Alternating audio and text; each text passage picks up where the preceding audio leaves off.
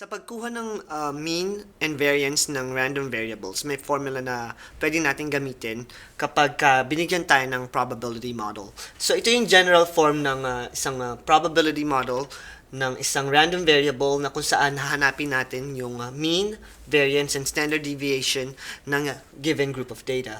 So yung values of x nyo will be represented by x sub 1, x sub 2, x sub 3, up until x sub n, which is basically your random variables. At yung mga probability na associated dun sa mga x's nyo will be p sub 1, p sub 2, p sub 3, up until p sub n.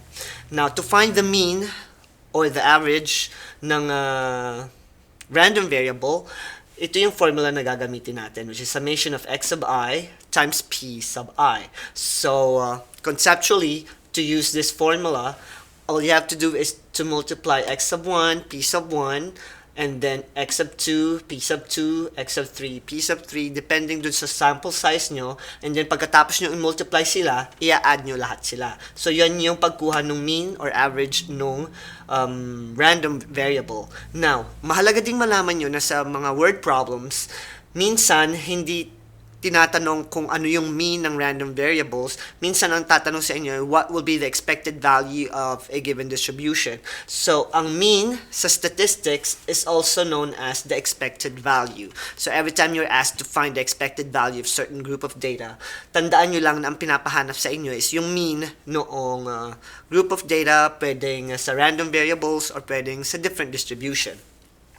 Now, sa pagkuha naman ng variance, medyo complicated yung formula na gagamitin natin. Sa pagkuha ng variance, ang formula will be summation of x sub I minus mu sub x squared times p sub I. So, before you get the variance, kailangan na-solve nyo muna yung mean noong random variables kasi gagamitin nyo siya sa formula. At bibigyan ko kayo ng example later on kung paano gamitin yung formula na yan to find the variance. At yung standard deviation naman ng random variable mo is simply the square root of your variance. So, kung anong makuha nyo dito sa value ng variance nyo, take the square root of that at yun na yung standard deviation nyo.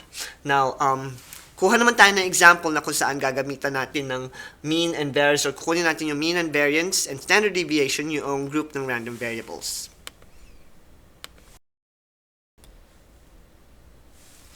Now, dito sa problem na to, sinasabi Gabby is a sales associate at a large auto dealership. Now, she's motivated by using probability estimates of her sales. Now, on a sunny April, she estimated her car sales to be as follows. So, dito, yung cars sold, 0 cars will be, the probability will be 30%, 1 car will be 40%, 2 cars will be 20%, and selling 3 cars for that particular month will be 1%. So, let's find the mean and the variance of this particular distribution. Now, to do this, kailangan natin gamitin yung formulas na pinresent ko kanina. So, yan yung probability model natin. And to find the formula or to find the mean and the variance of the problem set, kailangan natin yung mga formulas. So, to find the mean is simply the summation of x sub I times p sub I. At yung pagkuha naman ng variance, it's equal to the square of x sub I minus mu of x times p sub I. So, i-organize natin yung dataset natin para mas madali at mas makita nyo kung paano pag-solve nung mean and variance nitong data set. So, yung mga x sub 1 natin or x sub i's natin will be the number of cars sold will be 0, 1, 2, and 3. Yun yung mga random variables natin. At yung probability associated for each number of cars will be as follows.